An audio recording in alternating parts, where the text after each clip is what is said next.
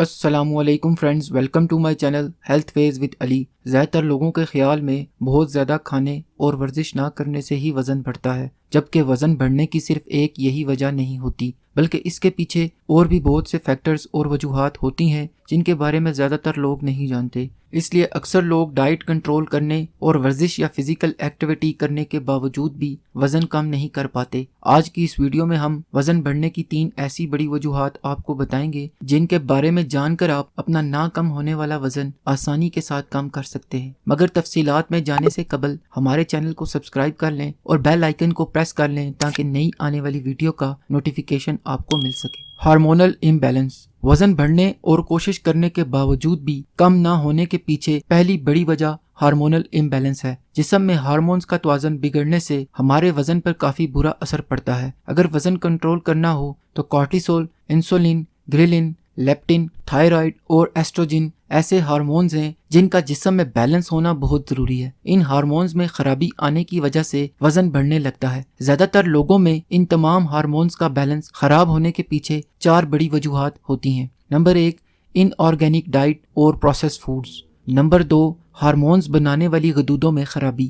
Number 3، نیند پوری نہ کرنا، اور نمبر 4، سٹریس۔ آئے دیکھتے ہیں کہ یہ 4 وجوہات ہارمونز میں کیسے خرابی پیدا کرتی ہیں۔ ان آرگینک اور پروسیس فوڈ ہارمونز میں بگاڑ پیدا کرنے کی بڑی وجہ ہے جس سے وزن بڑھنے لگتا ہے، جیسے برائلر چکن اور شیور انڈوں کا استعمال کرنا۔ پولٹری فارم میں برائلر چکن کا وزن تیزی سے بڑھانے کے لیے اسے اسٹیرائڈز اور ہارمون سپلیمنٹس دیے جاتے ہیں، جس سے اس مرغی کا وزن چند دنوں میں ہی بڑھ جاتا ہے۔ مصنوعی طریقے سے تیار کردہ یہ مرغی جب ہم کھاتے ہیں تو اس کے گوشت میں موجود ایسٹروجن ہارمونز ہمارے جسم میں منتقل ہو کر چربی بنانے والے عمل کو تیز کر دیتے ہیں، اور لگاتار ایسا گوشت کھانے سے ہم دن بدن موٹے ہوتے جاتے ہیں۔ اس کے علاوہ پروسیس میٹس جیسے مارکیٹ میں ملنے والے فروزن گوشت کے پیکٹس کی جگہ تازہ گوشت کھانا چاہیے، کیونکہ ایسے گوشت میں موجود کیمیکلز اور پریزرویٹیوز بھی ہارمونز کی خرابی کا باعث بنتے ہیں۔ پلاسٹک کی بوتل میں موجود مشروب پینے سے بھی پرہیز کریں، کیونکہ پلاسٹک کی بوتل BPA کیمیکل سے تیار کی جاتی ہے، اور یہ کیمیکل بھی ہارمونز میں خرابی پیدا کر کے وزن بڑھنے کی وجہ بنتا ہے۔ اس لیے پلاسٹک کی بوتلوں میں موجود کولڈ ڈرنکس مت پئیں۔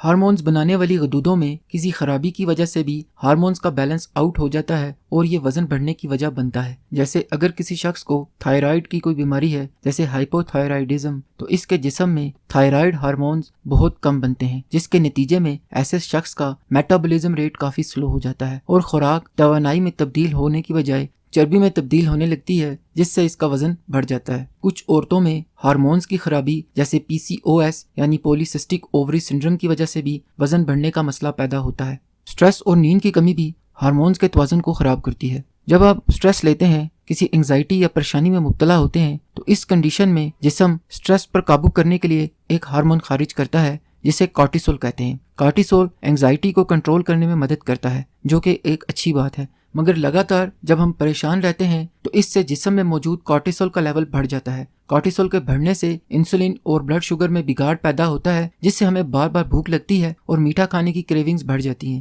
یوں یہ کریونگز موٹاپے کا سبب بنتی ہیں۔ نیند کی کمی کا بھی وزن بڑھنے سے گہرا تعلق ہے۔ نیند پوری نہ کرنے سے گریلن اور لیپٹن ہارمونز ڈسٹرب ہو جاتے ہیں۔ یہ دونوں ہارمونز ہماری بھوک کو کنٹرول کرتے ہیں، اور جب یہ ہارمونز ڈسٹرب ہوتے ہیں تو اس سے ہمیں بار بار اور بہت زیادہ بھوک لگتی ہے اور ہم زیادہ کھانا شروع کر دیتے ہیں، جس سے ہمارا وزن بڑھنے لگتا ہے۔